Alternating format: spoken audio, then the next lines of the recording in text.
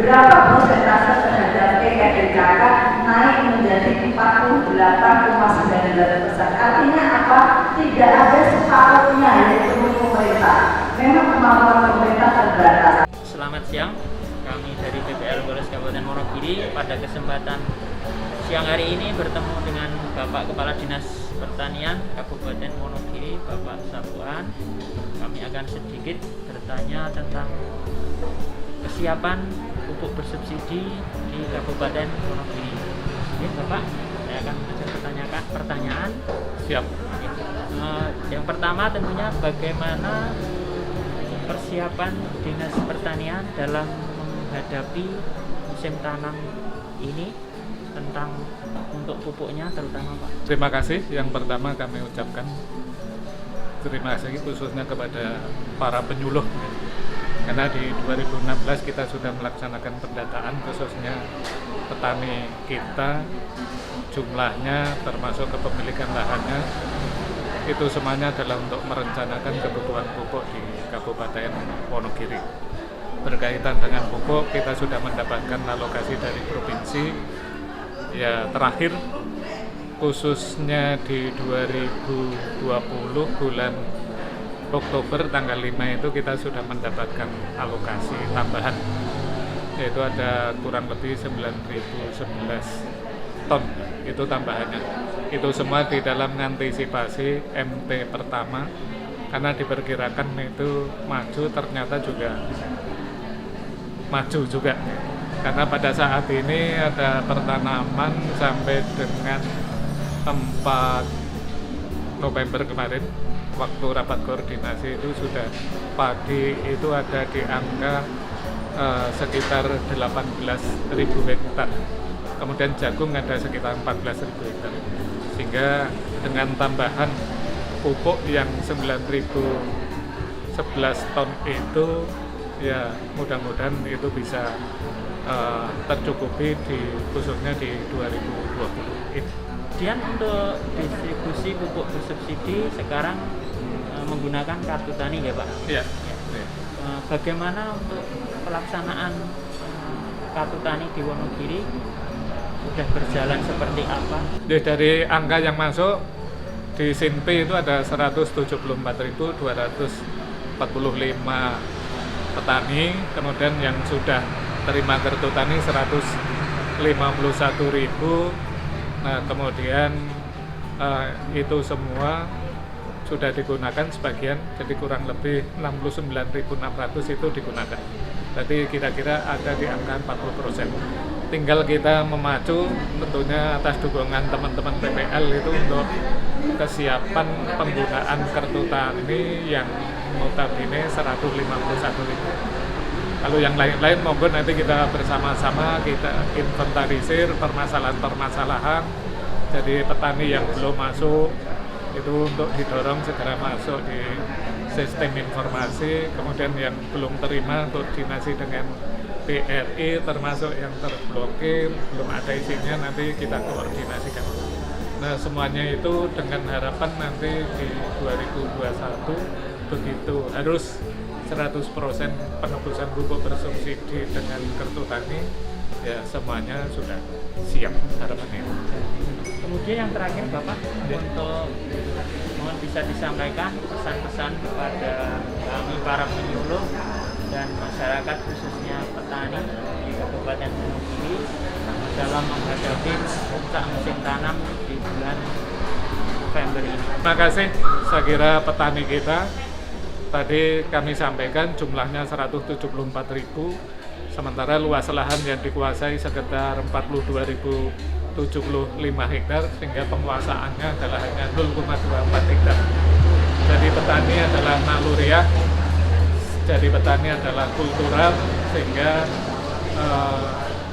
istilahnya jadi petani itu adalah bukan pilihan. Sehingga karena kondisi jadi petani akhirnya ya kalau dihitung-hitung skala usahanya kan tidak ekonomis. Jadi kalau 0,2 hektar itu berarti kira-kira hanya memperoleh gabah itu sekitar 1.200 kilo. taruh harganya 5.000 berarti ada penerimaan 6 juta. Taruh biaya produksinya 3 juta berarti marginnya hanya 3 juta. Itu kalau kita bagi satu musim tanam 4 bulan berarti pendapatannya hanya 750.000 per bulan. Jauh dari UMR Wonogiri. Jadi UMR Wonogiri ada di sekitar angka 1.797, 1.797.000. Sehingga saya kira jadi petani bukan istilahnya pekerjaan yang enak, tapi pekerjaan yang sungguh sangat susah bagi petani, pendapatannya rendah, berpanas-panasan, sehingga monggo kita dampingi, kita kawal program khususnya untuk peningkatan ketahanan pangan. Saya kira demikian ya. Terima kasih. Terima kasih sekali Pak Safwan atas waktunya. Demikian tadi hasil wawancara dengan Bapak Kepala Dinas Pertanian Kabupaten Wonogiri. Semoga bermanfaat bagi kita semua. Terima kasih. Selamat siang. Wassalamualaikum warahmatullahi wabarakatuh. Waalaikumsalam warahmatullahi wabarakatuh. Selamat siang. Kami dari PPL Woles Kabupaten Wonogiri.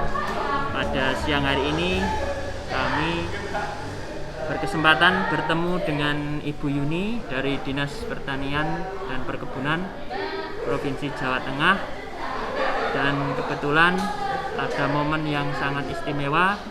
Kita akan berbagi atau mohon informasi kepada beliau tentang masalah perpupukan yang sedang menjadi topik hangat di akhir bulan Desember tahun 2020. Mungkin saya bisa menanyakan beberapa pertanyaan. Monggo silakan Mas. Yeah. Yang pertama mungkin tentang alur pendistribusian pupuk Ibu, dari mulai RDKK sampai ke tingkat petani itu seperti apa yang sampai saat ini dilaksanakan? Oh nggih, matur nuwun Mas Nur pertanyaannya. Jadi kalau panjenengan menanyakan tentang alur pendistribusian pupuk dari RDKK sampai ke tingkat petani, secara singkat saya sampaikan seperti ini. Jadi namanya RDKK adalah rencana definitif kebutuhan kelompok, yaitu suatu kebutuhan pupuk subsidi yang disusun oleh petani didampingi oleh PPL yang merupakan kebutuhan pupuk subsidi per musim tanam selama 1 tahun. Karena sekarang musimnya adalah elektronik, jadi sesuai dengan Permentan 67 tahun 2016, setelah petani yang bergabung dalam kelompok tani itu menyusun RDKK dengan didampingi oleh penyuluh secara berjenjang, diverifikasi dari mulai kepala BPP, diverifikasi oleh kasih penyuluhan di kabupaten, diverifikasi oleh kepala bidang yang menangani pertanian di tingkat kabupaten, di-approve, disetujui oleh kepala dinas kabupaten, maka dari RDKK manual dipindah menjadi ERDKK. Itu suatu usulan sah yang diterima secara berjenjang dari kecamatan ke pusat.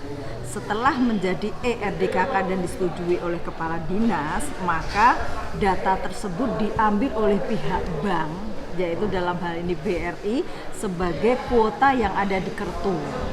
Jadi saya jelaskan sekali lagi, namanya kuota yang ada di Kertu itu berisi jumlah kebutuhan pupuk per petani dalam setahun yang disusun per musim tanam. Setelah itu baru kita setiap tahunnya mendapatkan alokasi dari pusat berdasarkan Permentan. Kalau tahun 2020 kita mendapatkan alokasi berdasarkan Permentan nomor 1 tahun 2020 sebesar 1,36 juta ton untuk 5 jenis pupuk.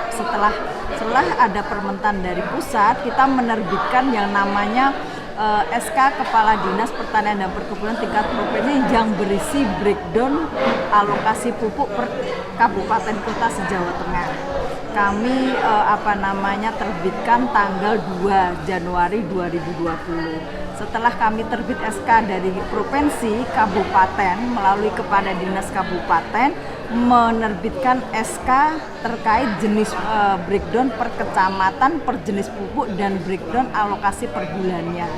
ketika sudah ada alokasi per kecamatan, maka SK tersebut harusnya disampaikan di samping kepada produsen yang nantinya produsen akan membagi berdasarkan SPJB ke distributor dan KPL.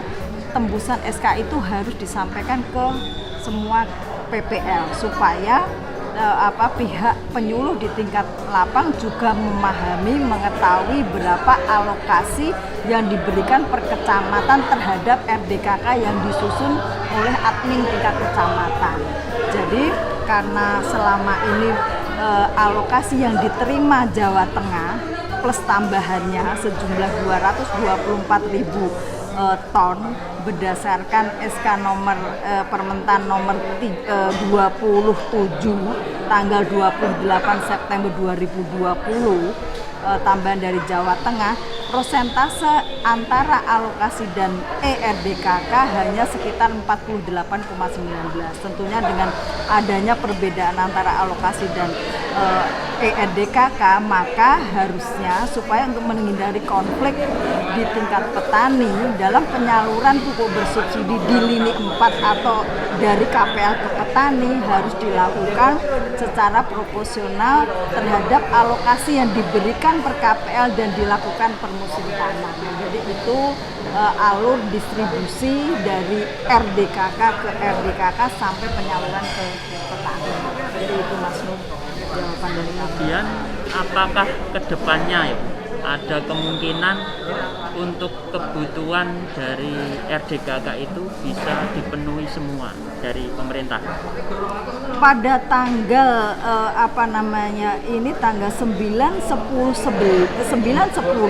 kami sedang rapat di pusat terkait alokasi 2021 dan ERDKK baru ditutup 20 November 2020. Jadi tentang kebijakan dari pusat kami belum tahu secara pasti karena pertama sistem dari ERDKK belum ditutup, jadi kita belum mendapatkan data pasti berapa jumlah kebutuhan petani se-Jawa Tengah. Berikutnya pagu indikatif dari pusat itu juga belum ada. Jadi kami ini tanggal 9-10 kebetulan staf kami yang berangkat rapat alokasi 2021 belum mendapatkan gambaran bagaimana kebijakan tentang pupuk subsidi 2021. Monggo kita sama-sama menunggunya kebijakan dari pusat.